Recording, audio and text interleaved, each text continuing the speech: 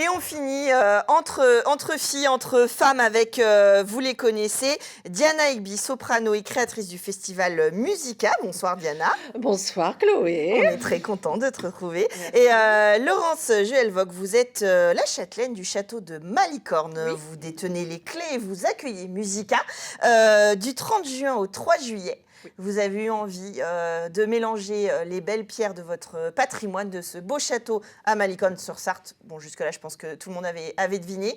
Et on va pouvoir découvrir des œuvres lyriques dans le jardin et dans le grand hall du château. Oui, c'est ça. C'est ça. Donc, deux représentations de Carmen. Donc, l'opéra en vrai sur scène avec des musiciens, des solistes, 100 choristes et tout ça orchestré par notre amie Diana. Alors, 100 choristes, c'est 100...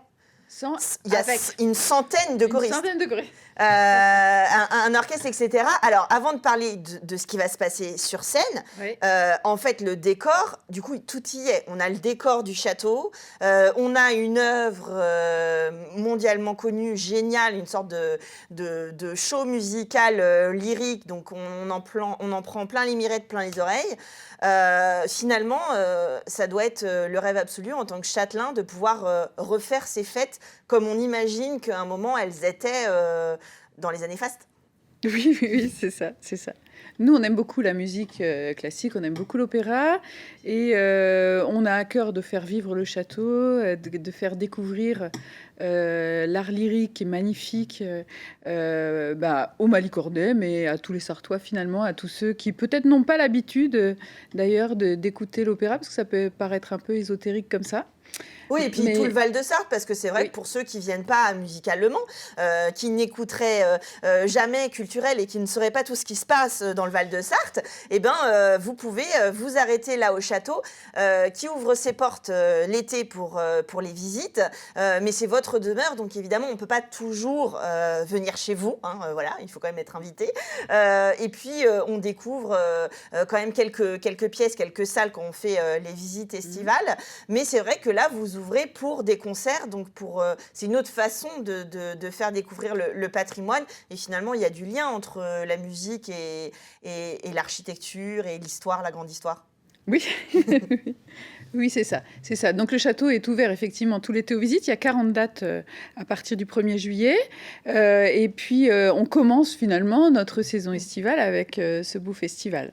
Donc après, en termes de contenu lyrique, etc., je laisserai Diana peut-être préciser les choses, mais on est très très heureux de recevoir tous ces artistes, de les loger, de les nourrir, de les écouter. Oui, parce qu'il y a eu quand même une édition l'année dernière qui s'est merveilleusement bien passée, et les artistes étaient quand même contents de dormir, qui dans la chambre de Madame de Sévigné, qui dans l'ancienne chambre de la petite fille d'Oudinot, enfin bref, évidemment c'est chargé d'histoire, les artistes, c'est les meilleures loges du monde. Voilà, il y en a même qui reviennent. Il y en a même qui reviennent, c'est dire. Alors Diana à Malicorne, on va découvrir notamment Carmen. C'est une histoire d'amour qui finit mal, un peu comme dirait Rita Mitsuko. C'est un opéra de toute façon, donc je vois pas pourquoi ça finirait en happy end. Voilà, en tout cas les véristes et les romantiques, c'est impossible pour que ça se termine. Donc le spoiler, c'est la soprano meurt toujours à la fin. C'est ça. Alors c'est ou par suicide, ou d'une maladie incurable, ou elle est assassinée. Et en l'occurrence, c'est pas très rigolo, n'empêche. Donc là, c'est une histoire passionnelle dont José est censé épouser Micaela. Il croise la gitane Carmen, qui sort à sa pause parce qu'elle est cigarière. Et qui est jouée par Claire Elittenet, qui est une chanteuse phénoménale, qui est aussi une danseuse, elle aussi est contrebassiste, enfin elle a un peu tous les talents. On peut même la voir au cinéma de temps en temps. Et voilà, et donc cette Claire Elittenet va tenir le rôle en jouant elle-même des castagnettes, parce que c'est un rôle qui peut être ou les castagnettes jouées par l'artiste ou avec l'orchestre. Donc elle a pris ce pari-là.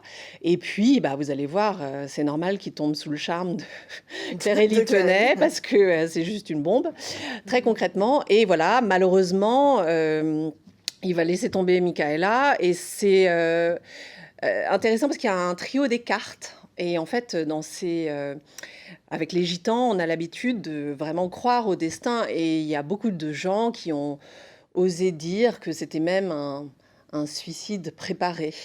Parce que les cartes, et c'est intéressant aussi parce qu'en fait les deux acolytes, Frasquita et Mercedes, disent « Oh, l'amour, l'amour, l'amour, l'amour !» Et Carmen, c'est la mort, la mort, la mort, la mort. Et elle sait au plus profond d'elle que les cartes ne mentent jamais. Donc, quand elle va retrouver Don José, ça me donne des frissons même d'en parler, elle sait qu'elle va à sa perte. Et c'est ça qui est fort aussi, c'est que elle pense qu'elle est suffisamment forte pour évincer le destin, mais elle sait aussi que c'était son destin. Alors, le plateau artistique, on a parlé de Claire Elie, il y a un orchestre, Erwan. Oui, il y a Erwan Piriou en escamillo, donc c'est le toréador qui charme toutes les femmes et dont Carmen va vraiment tomber amoureuse. Ismaël Billy, qui est un ténor époustouflant, il est tout jeune. Je pense qu'il va avoir une carrière exceptionnelle. Et des groupies peut-être, hein, attention. Oui, oui, ça y est. Il était mettez les barrières de sécurité.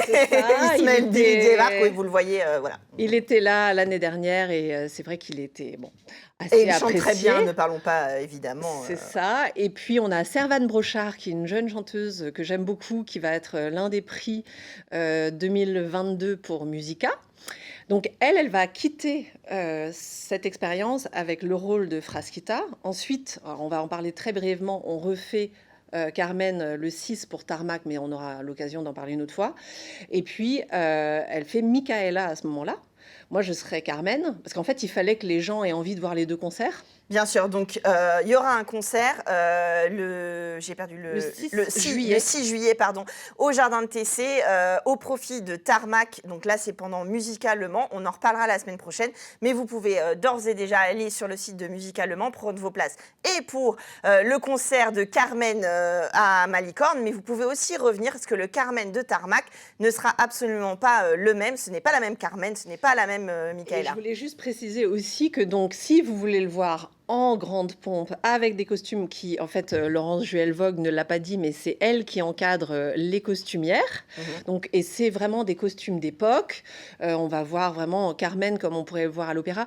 Et pour nous, c'était très important d'aller investir, Musica, j'entends, d'investir la campagne. Alors évidemment, le château, si on avait un château comme ça sur une maison d'opéra, ça coûterait 1 million d'euros juste pour un décor.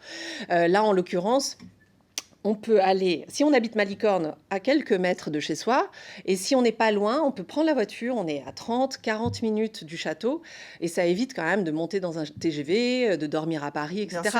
Et en plus, on a un orchestre américain qui vient pour accompagner. Ça, en fait, ça c'est la belle cerise sur le gâteau. On a Édouard Beignas et ses solistes du Illinois Symphony Orchestra qui viennent jouer. Donc on a tout, enfin voilà, ça va être un spectacle complet comme on les rêve. Et c'est vrai que Laurence et moi, on rêve de ça depuis 3 ans maintenant. Bah oui. On a l'impression d'être sur ce projet depuis 2 ans et maintenant, enfin, il est en train de se réaliser et on souhaite que les gens viennent. Il paraît qu'il va faire beau. Mais oui. Donc, il faut en profiter pour venir.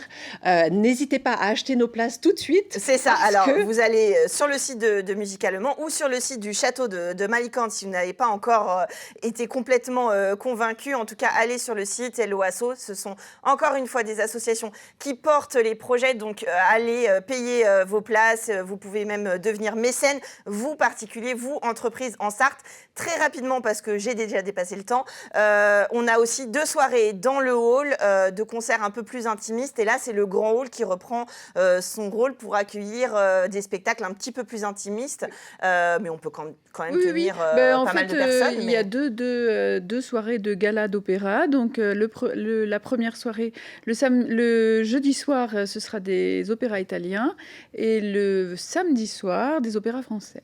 Et d'ailleurs, il y a tellement de gens qui s'intéressent à ce projet que peut-être ce sera dehors. Si vraiment il y a du Alors, monde, si vous faites dehors. Exploser la billetterie, on sera dehors devant le château du 30 au 3 juillet. Vous avez compris. Et puis, on se retrouve la semaine prochaine pour reparler de toute la programmation de Musica Le Mans. Merci à vous d'être venus nous en parler sur le plateau. On se retrouve à Malicorne le 30, le 1er, le 1, le 2, le 3 juillet. Et nous, on se retrouve la semaine prochaine à 19h sur LMTV.